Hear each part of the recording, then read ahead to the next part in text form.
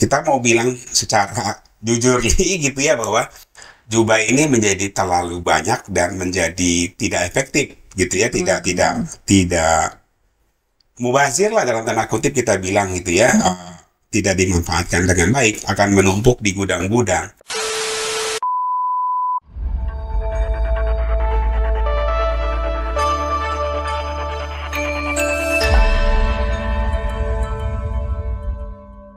Selamat pagi Pak Ci, Namo Sanghyang Budaya, Namo Budaya. Nama budaya. Aku hari ini ketemu lagi setelah sekian lama di Like of Wisdom. Akhirnya Pak Ci mampir lagi.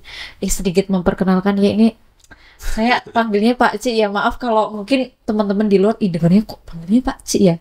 Padahal beliau adalah Bapak Upasaka Pandita. Nanti saya salah lagi. Sutawijaya. Sutawijaya Hendri Gunawan Chandra gitu. Itu lengkapnya nih. Lengkap banget ya. Karena keseharian sering bertemu beliau, makanya saya panggilnya Pak Ci. Jadi jangan salah sangka ya Bapak Ibu. Santai aja. Santai aja. Pak Ci ini kan lagi bulan hujan, bulan Katina. Iya. Pasti Wihara Cetya banyak yang merayakan Katina. Katina. Sanggadana ya. Nah, Pak Ci, untuk di keluarga Budayana Indonesia sendiri ini ada eventnya juga nggak sih untuk Katina ini? Iya pasti ya. Kalau kita ngomong KBI Keluarga Budaya Indonesia kan itu include semua wihara-wihara itu kan ya, yang 600 lebih itu. Tapi kalau untuk mungkin kita bilang yang diselenggarakan secara nasional, nah itu yang kita nanti akan melaksanakan itu yang di tanggal 16. Oh, ada ya. Ada. Biasanya setiap tahun kita selalu mengambil momennya itu di paling ujung, Kenapa paling ujung? Ya karena kita istilahnya membiarkan atau memberikan kesempatan kepada wihara-wihara itu untuk melaksanakan terlebih dahulu. Gitu. Baru nanti nasionalnya di ujung gitu ya. Dan kita juga tidak pernah melaksanakannya di hari Minggu gitu. Kita selalu melaksanakan di hari Sabtu. Oh, jadi ini nanti hari Sabtu tanggal 16 November. Hari Sabtu, betul. Acaranya apa aja sih Pak Ci kalau untuk Katina nasional itu sendiri? Iya, biasanya selalu ada 2 acara ya. Acara pertama itu ada pindapatannya juga. Ya, ini kan salah satu tradisi Buddhis yang sangat baik ya, sangat baik, dan ini juga kita lestarikan lah ya. Walaupun tidak bisa kita bilang bisa sama persis seperti apa yang dilaksanakan di zamannya Buddha seperti itu, tapi ini kan tradisi yang baik, minimal kita memperkenalkan juga gitu kan. Dan juga umat-umat tuh banyak juga yang ingin berdana di Pindapatan gitu ya. Jadi ada 2 event yang pagi-pagi itu jam 7 gitu ya, 7.30 itu kita pindah patung. Udah mulai ya, pokoknya 7.30 itu. Startnya 7.30. Pindah patannya. Nah, kalau di kita itu kita punya kebiasaannya itu melaksanakannya di PIK ya, di daerah PIK gitu. Balai Indah Kapuk ya. Jadi kita startnya itu selalu dimulai dari Ceci. Oh, Buddha Seci. Gedung Buddha Seci itu ya. Dari situ biasanya pagi-pagi itu dari pihak Yayasan Buddha Seci itu selalu ada ini dulu dengan para biku gitu kan, kumpul dulu sebentar. Seremonial dulu lah ya gitu. Memberikan itu juga, memberikan kayak dana makanan minuman kecil lah ya sebelum. Dari Secinya untuk para biku. Secinya, betul. Setelah itu pas jamnya itu para biku itu keluar dari gedung itu, jadi mulai pindapatannya itu ya dari titiknya itu ada dari pintu masuknya Ceci itu, Buddha Ceci itu sampai jalan ke arah ke jembatan. Oh, itu jembatan itu ya.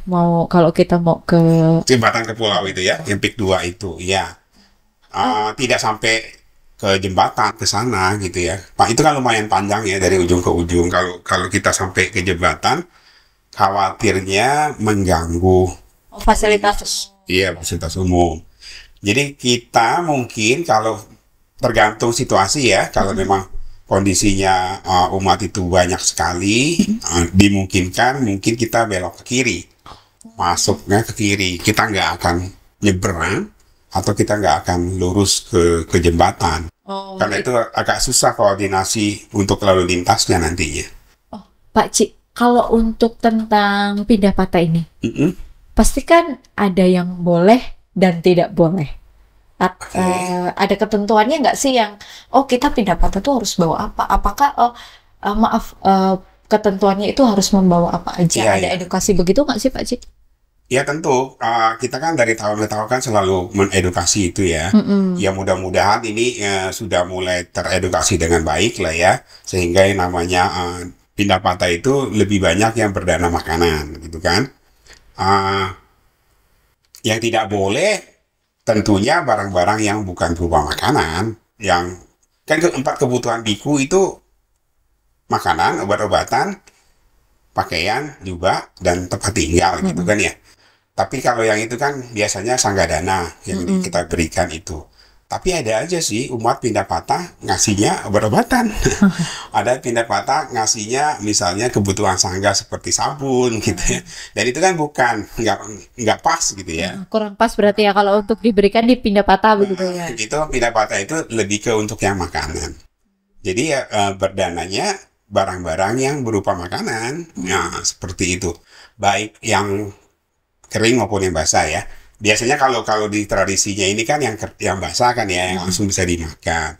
Tapi kadang-kadang umat itu kan menjadi kesulitan untuk Menyiapkan makanan menyiapkan basah. makanan yang basah gitu kan. Karena itu kan nanti dari sisi kita panitianya juga untuk mengumpulkan ini kan juga menjadi satu Sortirnya lumayan ya. diri. Takutnya pada saat kumpul-kumpulnya itu menjadi apa, pecah lah, basah lah gitu-gitu ya. Nah, jadi ya kita memperbolehkan juga kalau ada umat yang berdana makanannya yang kering seperti itu, yang bisa digunakan ya mungkin beberapa hari kemudian seperti itu bisa dimakan, yang bukan yang bentuknya basah seperti itu ya. Yang itu sih oke, tapi kalau yang bentuknya seperti tadi dikatakan apa aja yang bentuknya yang lain-lain itu kebutuhan biku yang lain itu jangan dikasih pada saat pindah patah. Jadi kalau yang obat-obatan yang apa kebutuhan perawatan itu seperti sabun apa sampo juga ya. Jangan dibilang biku nggak perlu sampo loh ya kan. Ya nanti tak Iya. ketemu. Karena kulit kepala itu kan walaupun tidak berambut, kulit kepala itu kan perlu ya Iya, untuk betul. dibersihkan seperti itu. Jadi itu jangan diberikan pada saat pindah patah. Itu kalau mau diserahkan di Katina ya boleh Lebih diserahkannya tepat nanti ya. pada saat kita sanggadananya yang apa jam 9.30 itu. Oh, ada itu. Ya, jadi kita ada event 2. Jadi yang jam 7 tadi 7.30 itu di DP itu pindah patah. Yang kemudian kedua eventnya itu adalah di PJ di Prasada Jendela kita di Puri. Itu yang sanggadana. Seperti itu. Mohon maaf Pak Ci, kan tadi menyebutkan makanan. Apakah, maaf, makanan ini boleh harus vegetarian atau boleh non vege gitu? Iya. Nah, kalau khusus kita ini melestarikan apa tradisi ya, melestarikan nilai-nilai yang diteruskan oleh Bante Asin negara kita. Jadi kita membiasakan diri untuk selalu bervegetarian. Jadi kita juga dalam pindah patah itu selalu menganjurkan umat itu untuk memberikan makanannya yang bentuknya vegetarian. Oh, harus vegetarian ya Pak Ci? Ya, tanda kutip kita kan sudah sosialisasi ya, kita sudah sampaikan bahwa berikanlah makanan yang vegetarian. Kalaupun misalnya terselip ada umat yang tidak paham, tidak dapat informasi, kemudian ini mau dana ya tinggal dimasukkan aja nggak apa-apa sih kalau saya ya. Ya nanti kan panitia sortir sendiri seperti itu. Jadi memang ya dianjurkannya harus Vegetarian, bervegetarian. betul. Dan diinformasikan kita sebarkan informasinya bahwa kita pindah patahnya yang vegetarian seperti itu. Nah, ini bisa jadi edukasi untuk para umat yang mau ikut pindah patah. Nah, setelah pindah patah ini, eventnya kan tadi ada sanggadana ya Pak Ci? Sanggadana. Nah, sanggadana ini ngapain aja sih Pak Ci seharusnya? Iya, sanggadana ya justru biasanya yang menjadi apa puncaknya itu ya dari Katina itu kan sanggadananya itu kan. Jadi pindah patah itu sebetulnya lebih ke tambahan lah ya, Oh. tambahan. Tapi karena momen kita itu Katina Nasional dengan jumlah biku yang berkumpul itu lumayan Lumayan ya, banyak. rata-rata dari tahun ke tahun itu kurang lebih 100-an biku. 100 Mungkin, ya. ya mungkin tahun ini bisa lebih gitu ya, 100 biku-biku nih seperti itu. Nah, momen ini juga dimanfaatkan, jadi banyak yang mengusulkan kalau bisa pindah patah dong gitu kan. Jadi biar jangan hanya satu event sekali Sanggadana aja, jadi ada event yang lain. Ada hal yang lainnya gitu ya. Itu sebetulnya Sanggadana, tentu Sanggadana itu di PJ Persada Nyara kita di Puri ini itu dari jam 9.30 kita mulainya. Acaranya tentunya ada ritual kecil lah ya, ritual ada singkat. ritualnya. Artinya ada okase minta permohonan tuntunan sila kepada biku seperti itu ya, pada sangga. Nah, kemudian ada meditasi, ada sharing dharma, tentunya ceramah dharma dari Bante. Kebetulan tuh tahun ini yang akan sharing dharma itu Bantenya Surya Nadi Mahatera seperti itu. Beliau Mahanayaka di Sagir, ya beliau domisilinya di Semarang. Oh, jadi untuk tahun ini Dhamma Desananya dari beliau gitu ya. Beliau kan berganti-ganti ya tiap tahun. Kalau untuk Sanghadana sendiri tuh Pak Ci, apakah ada ketentuan juga? Karena biasanya kan kalau Katina itu kan berhubungan dengan Catupacaya, 4 persembahan pokok. Nah, apakah di sini juga tersedia tentang hal itu atau ada hal yang berbeda di tahun ini gitu? Karena saya lihat kayaknya perkembangan di masing-masing wihara juga ada yang berbeda. Di wihara-wihara lain, di majelis-majelis lain, ada persembahan yang mungkin saat ini lebih ekonomis gitu, karena banyak pertimbangan yang mereka pertimbangkan sehingga ada keputusan itu. Apakah di Sanggadana Nasional ini juga ada hal begitu juga? Iya, tentu ya, kita juga melihat seperti itu ya, fenomena seperti itu kan, di mana banyak yang umat berdana. Umat ini kan ya berdana kan tentu terbaik lah ya. Dan di antara semua pilihan makanan, obat-obatan dan jubah itu kan, apalagi Katina kan karena punya cerita tradisi Katina jubah itu ya. Jadi kan memang umat itu banyak sekali yang ingin berdana jubah. Permasalahannya adalah jubah itu kan banyak sudah ya. Stoknya banyak sekali. Sangganya jubah kita itu kita memang nggak bisa balik ke zamannya Buddha lah ya. Kalau kita harus hidup seperti para biku di zaman Buddha kan terlalu naif lah ya. Jubah di zaman itu kan adalah jubah yang gampang rusak karena itu kan dari kain kapan gitu ya, bekas untuk jadi mayat gitu ya, yang dibersihkan kemudian dicelup segala macam. Itu kan memang cenderung gampang rusak. Kalau yang jubah-jubah yang model zaman sekarang itu berbeda ya, itu kan bahannya kan bagus gitu ya. Itu ya tidak setiap tahun rusak, kadang-kadang bisa 3, kadang-kadang malah bisa lebih dari 10 tahun nggak rusak-rusak. Kalau nggak kena hiyo, nggak kena lilin, nggak kena api gitu ya. Atau kesenggol apa kali ya? Atau kesenggol kebaret gitu, sobek gitu ya. Kalau enggak ya aman-aman aja mestinya gitu kan.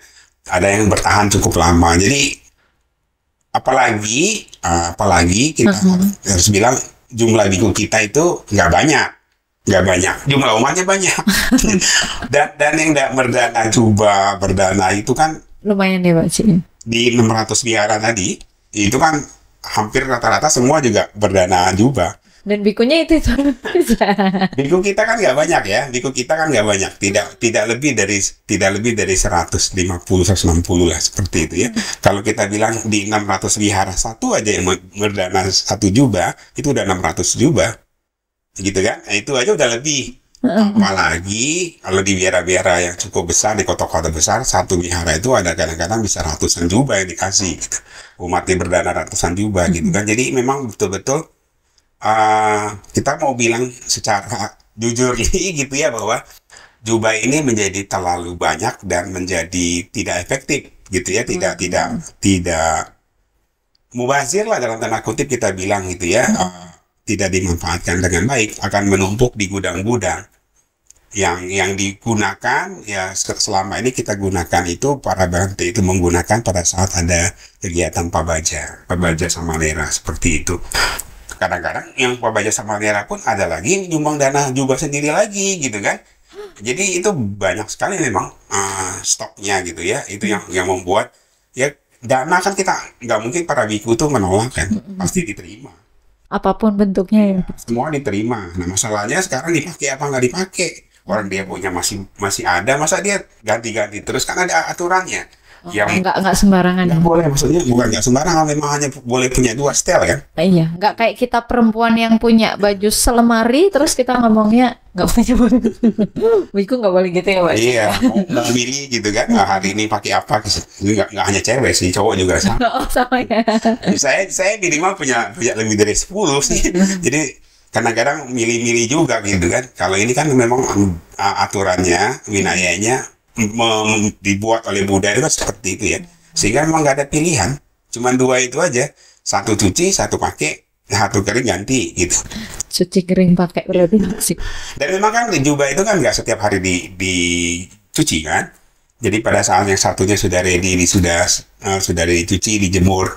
Jadi yang ini baru lagi gitu kan, nggak diganti setiap hari gitu.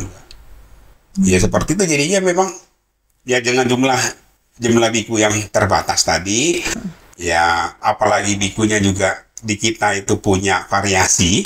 Ada tiga model jubah yang berbeda antara Theravada, Mahayana dan Vajrayana.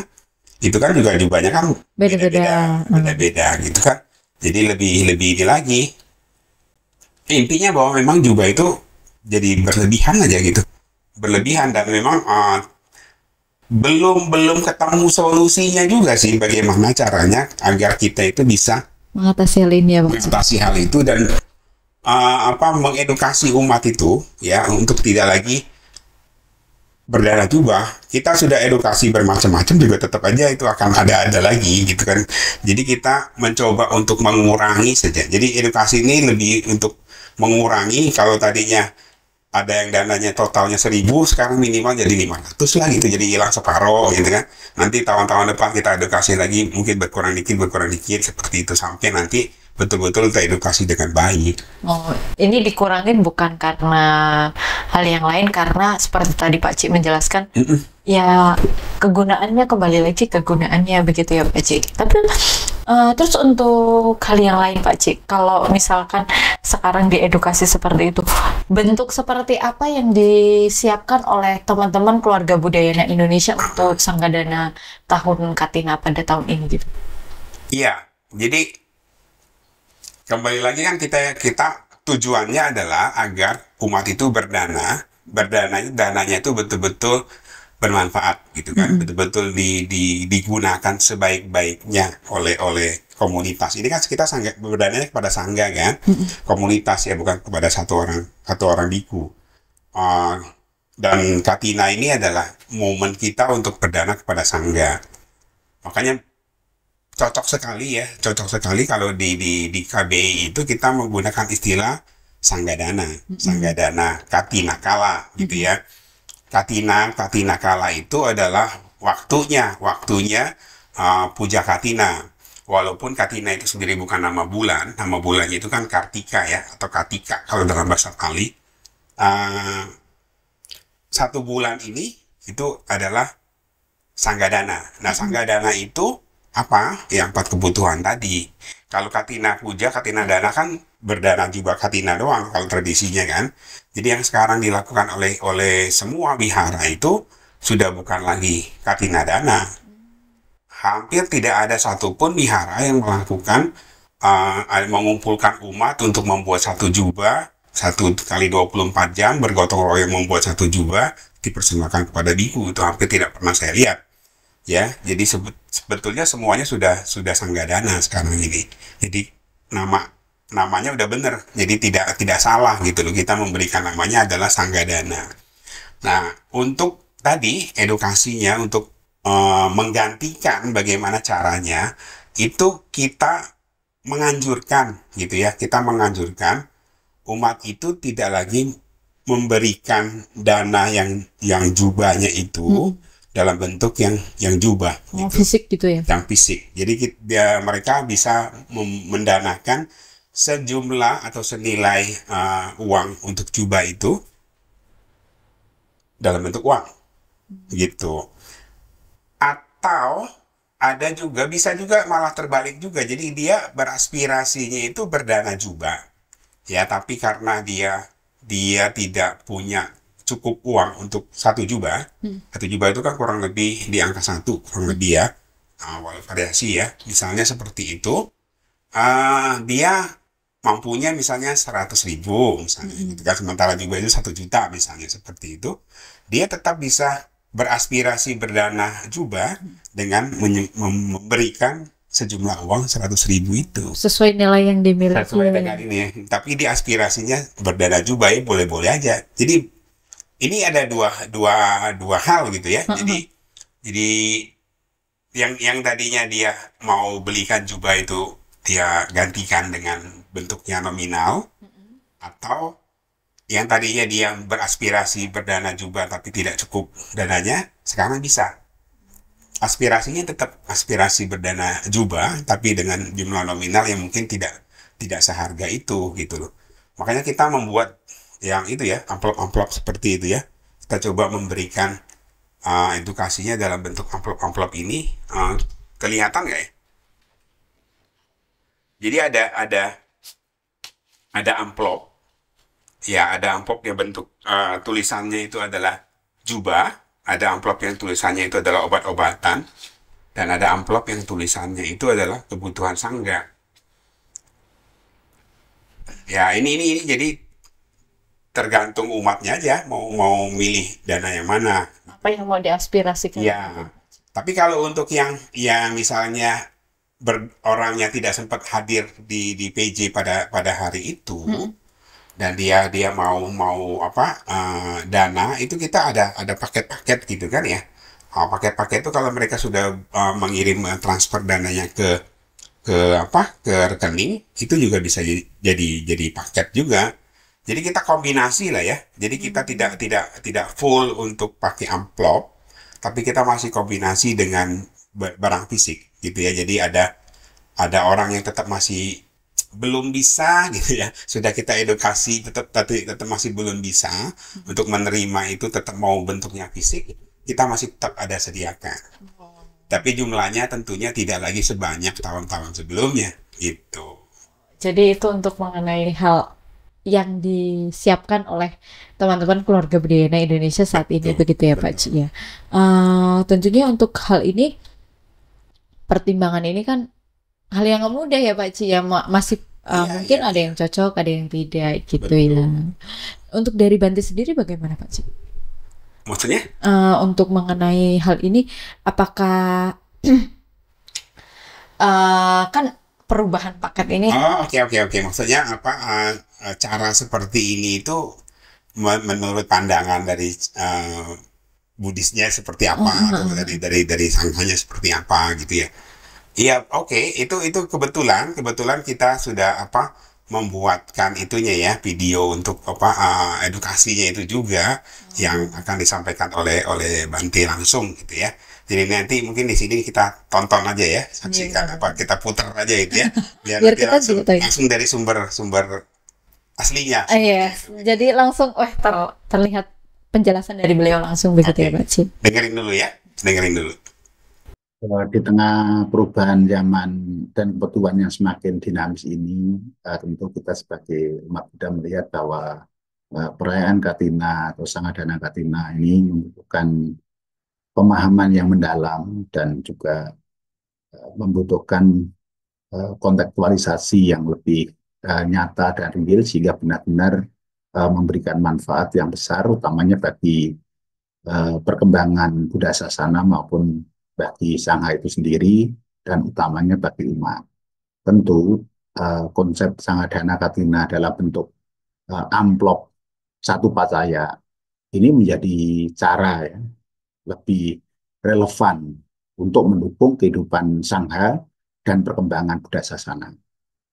Memang pada masa lalu berdana langsung dengan benda, misalnya seperti jubah, obat, makanan, atau tempat tinggal, ini adalah bentuk yang tepat karena sesuai dengan uh, kondisi peradaban dan akses masyarakat pada masanya.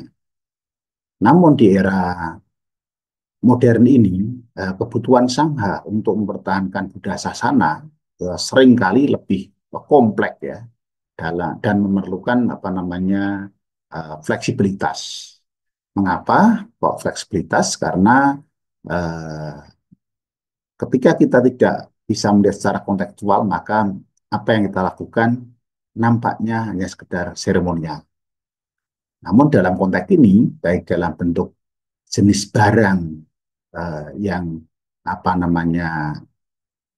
memberikan apapun, itu dapat dilakukan dengan baik. Tentu dalam hal ini adalah uh, sangat sesuai dengan peradaban yang terjadi kini.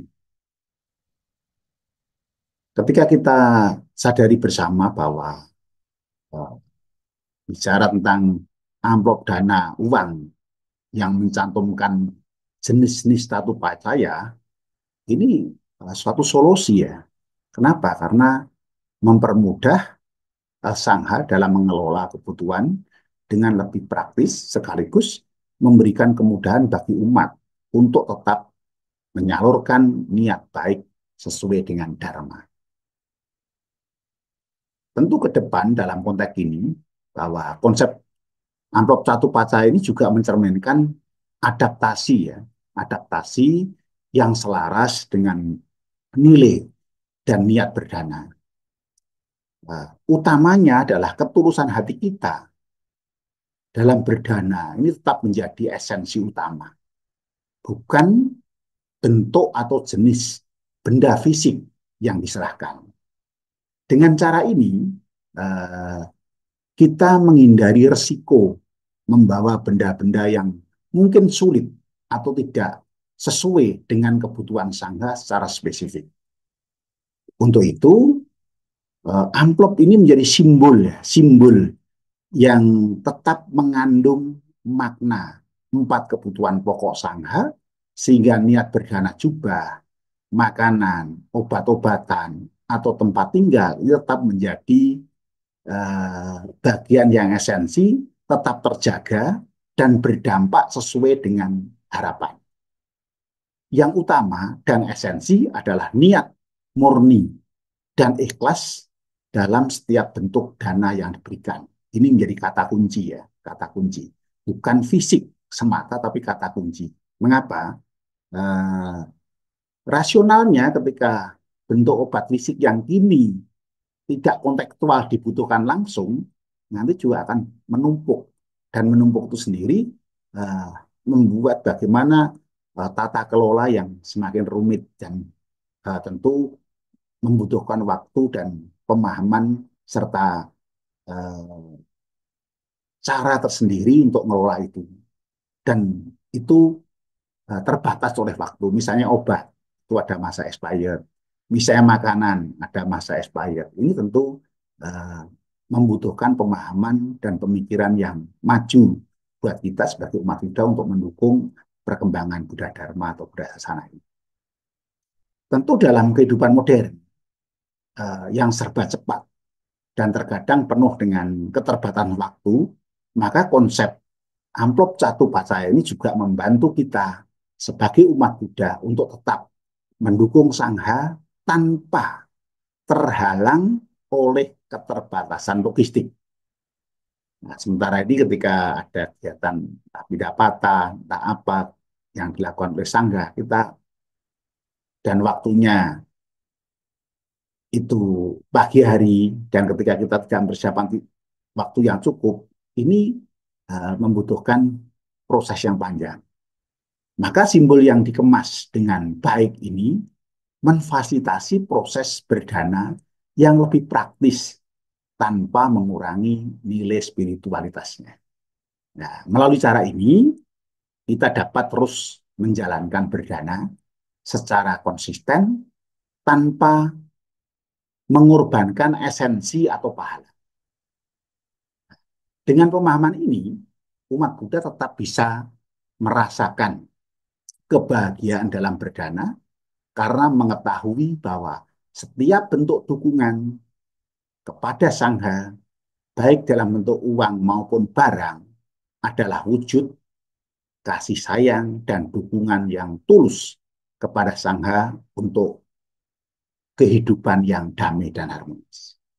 Untuk itu, marilah kita umat Buddha, sesuai dengan peradaban dan perkembangan kini, kita mampu menghayati hukum perubahan sebagai kebenaran alamiah yang membantu kita meningkatkan kualitas spiritualitas dan meningkatkan pemahaman terhadap dhamma dengan baik, sehingga kita menjadi orang yang bijaksana dalam membawa diri kita di mana kita berada dan kapan kita berada di momen-momen seperti itu.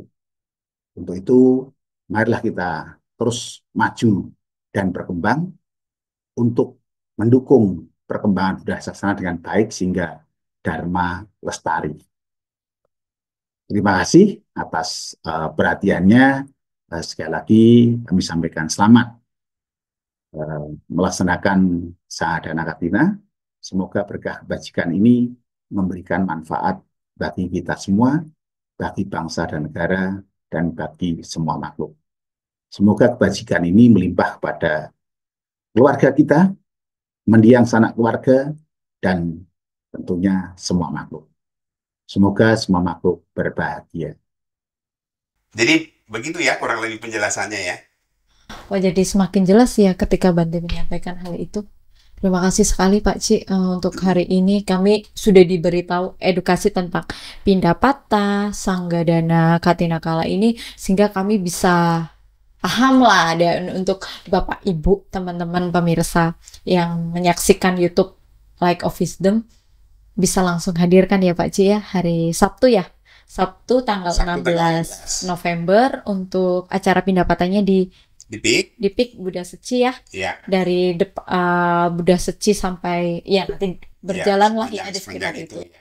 Dan untuk Sanggadananya di Prasadya Jinara kita. Prasadya Jinara. Iya.